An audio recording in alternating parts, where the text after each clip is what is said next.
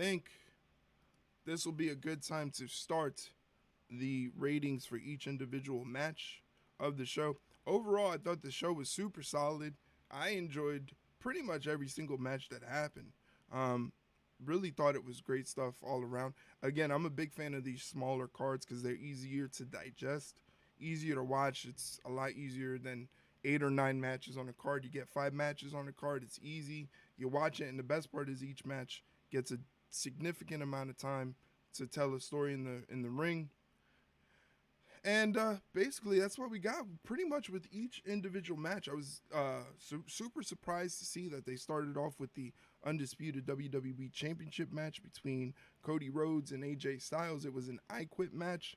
Um, Cody kind of, I'm sure, probably has like liberty to do this stuff, but he probably was like, we need some blood. We need something to get the people involved. So we saw a little bit of blood, not too much, nothing too crazy, nothing too gory or out of character for WWE, but just enough, just enough. I thought using the handcuffs and things like that was a smart thing to do. Um, a good amount of carnage, nothing too crazy. Again, still told the story. Favorite part was when Mama Rhodes gets involved and just paintbrushes AJ Styles about 3 or 4 times. I thought that was pretty cool. And the match itself was solid. Again, they ramped up the drama for the I Quit. I love the part where, when Cody would say he's not going to quit, the crowd would go crazy each time, showing that they were on his side. So I thought that was really cool. Overall, I thought the match deserved 4 out of 5 flames. That was I think that's one of the first since I started doing the flame ratings here for Twitch and YouTube that I've given out a 4. But I thought that was 4 out of 5 was pretty good. 4 out of 5 flames for that one. Next up, we had a triple threat match for the WWE Women's Tag Team Championships, where Bianca Belair and Jade Cargill defended the titles against Zoe Stark, Shayna Baszler, and the Unholy Union, Alba Fire and Isla Dawn. Alba and Isla making a home country appearance, wrestling for the first time in a WWE setting for Scotland, their home country. They get a massive reaction. I thought this match was okay. It was a little clunky, a little hard to build up some flow to it, any pacing or anything like that. So, I didn't rate it too high. Everybody's going to make a big deal about Jade doing that springboard move that she usually does, and she didn't hit it. She kind of messed up a little, so everybody's all the tribalists on the internet are gonna look at that and go, hey, look, she wasn't ready, da-da-da-da-da. She didn't do this in AEW, blah, blah, blah, but it usually always happens. Everything is not gonna go right, no matter who the wrestler is, and I like the way that she recovered after the mess up during the springboard. She recovered quite well and kept the action flowing. Again, I just felt like these women didn't have the sort of chemistry that you're looking for to make the match, enjoyable. So I rated it 2 3/4 flames out of 5.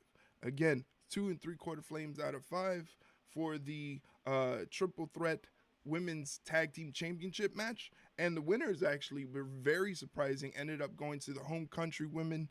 A very happy sort of good feeling moment where Alba Fire and Isla Dawn ended up winning the WWE Women's Tag Team Championships in their home country. So the crowd goes crazy, especially good moment for Alba Fire, who has dealt with unimaginable tragedy very recently in her life. So this had to be a feel-good moment for her in the face of all the things that she did. So I'm very interested in seeing what they're going to do with the Unholy Union. Are they going to elevate them?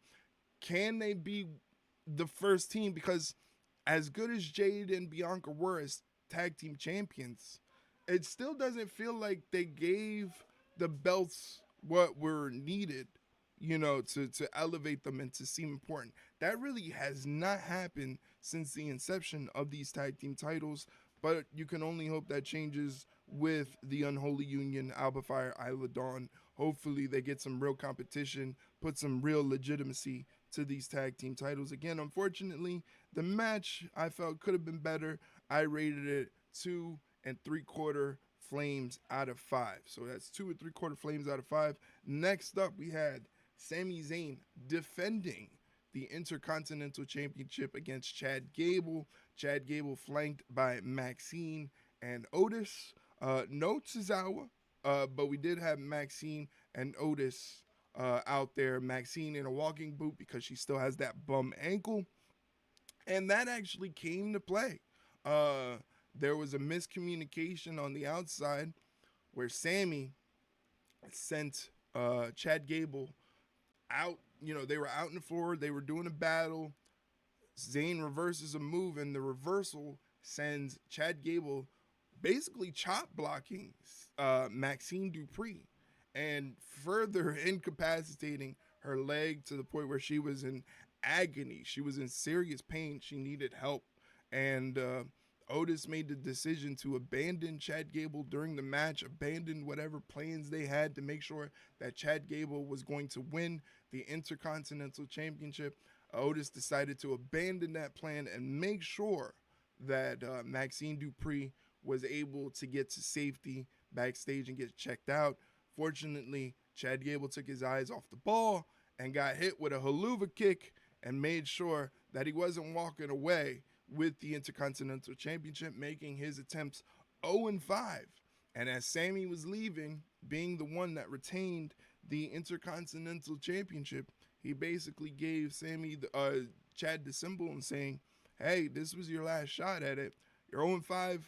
That's it, buddy. You're donezo. So very interesting to see what's going to happen on Raw between the Alpha Academy, how Chad is going to approach the situation, and he's probably going to do some bad stuff to Maxine and Otis. I mean, look at the way his face was at the very end of that match. It was a very scary look on Chad Gable's face. So I'm interested, but also scared to see what's going to happen on Raw. As for the match, again, Sami Zayn wins the Intercontinental Championship, or retains the Intercontinental Championship. The match, I gave it 4 flames out of 5.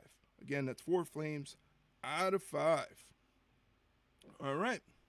Then we had Bayley defending the WWE Women's Championship against home country woman Piper Niven. Again, that was the story. Piper Niven, Alba Fire, Isla Dawn, Drew McIntyre, all from Scotland, getting to perform in front of their home country. Big moment. This match was surprisingly very well. The beginning started off a little clunky. It was a little weird because the crowd, despite Piper being from Scotland, there was a sizable support system for Bayley, in Scotland. So that was a little weird, kind of threw the vibe off a little, but the best part was Piper was able to turn things around and get the support from her home country back on her side. So that kind of elevated the match. It was a struggle between the two ladies to make sure that they made this match happen the way they wanted it to. And I like the fact that in the beginning, you didn't know if it was going to work out. And then by the end of the match, you knew it was pretty good and it was decent and it was what needed to be done. Chelsea Green was a star of the match. Not really a star of the match, but she was a big proponent and she kept your eyes fixated on the match with her antics. She got kicked out for basically touching Charles Robinson while admonishing him. She gets kicked out because you're not supposed to touch the referee. Then she comes back with a Rey Mysterio mask. It's very entertaining. She's one of those people, if you give her 2 minutes to do something, it's going to be the best 2 minutes of the show. Chelsea Green just has that ability, so good for her. Fortunately, Piper Niven didn't get the job done in her home country, but she still had a very good match, a very good showing to show that she can be a formidable force in the women's division. As far as the match, I gave it 3.25 flames out of 5. Once again, that's 3.25 flames out of 5. Bayley defeats Piper Niven to retain the women's championship. Then that brings us to the main event. It is Damian Priest going into hostile territory, defending the World Heavyweight Championship against Scotland's own Drew McIntyre. Again, at the beginning of the match, I said it's probably going to give me vibes like ECW One Night Stand, where Cena's going into the Hammerstein Ballroom against RVD, and the crowd just wasn't having it. The match I thought was very good. You got two guys that are basically very similar in size, just throwing potatoes and bombs at each other. So that's exactly what I expected from the match. The spot where Damian goes for the step over tope, I don't know if that obviously was a mistake, but it actually kind of made the match more interesting because you're wondering how can Damien pull off his power moves basically on one leg, and is it serious? Is it one of those things where he could just walk it off and maybe adrenaline kicks in, or is it really bad? That's I was kind of looking at him moving his ankle. So at the time, maybe in a couple hours, we don't know, but at the time, it didn't look like there were any swelling or anything like that. But they took a mistake, and again, that mistake sort of they were able to use that as a story. So again, it was just, and the match. I've been saying this for months. This was how it was gonna go down. They're making a big deal. Drew McIntyre in his home country, you know, not being able to see his family for years because of the pandemic. Speaking of the pandemic, him winning the title in front of no fans, so he doesn't get that adulation. Punk interfering in the match was going to cause Drew McIntyre to lose his mind. I thought the crowd were going to lose their mind. Here's the thing, the crowd didn't lose their mind because of the simple fact that they were just stunned silent. They honestly thought their hometown guy was going to pull this off. Their home country guy was going to pull this off. And he didn't, because his arch nemesis screwed him over again. And here's the thing. It's not like they're going back to Scotland in 2 weeks, a month, maybe 6 months. No, it'll probably be 2 years. And who's to say it's going to be another Clash at the Castle event? Who's to say it's going to be in Scotland? The first one was in Wales. That's not Scotland. Or is it? I don't know. I'm not very good with geography. But it's still not Scotland, where Drew's from. So who knows if he ever going to get that opportunity.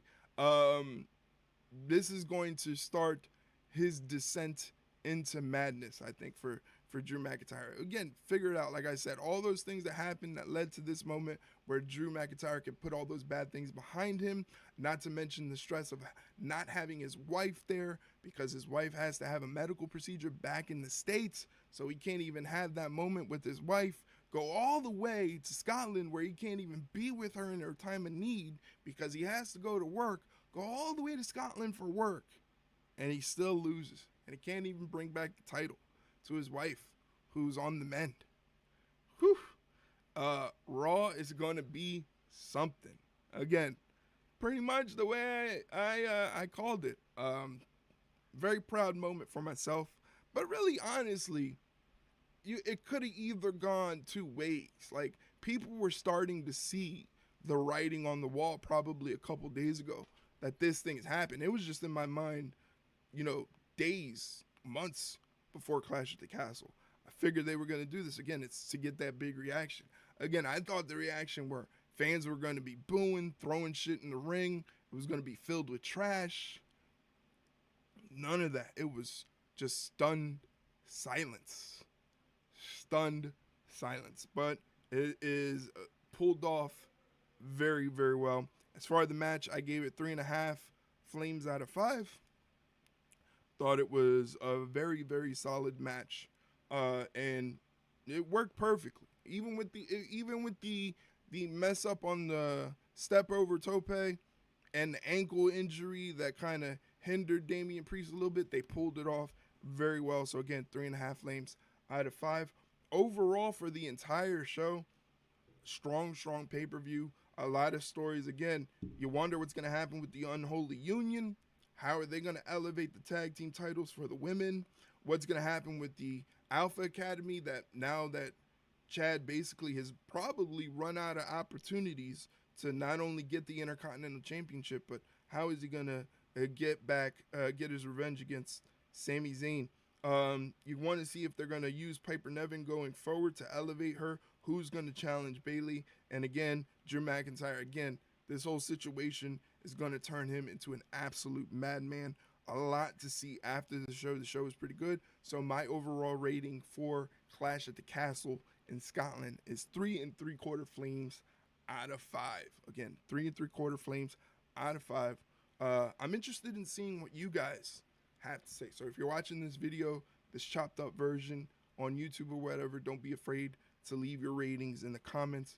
Very interested in seeing what you guys had to say about each match and where things are going forward. So again, thank you guys for watching Clash at the Castle with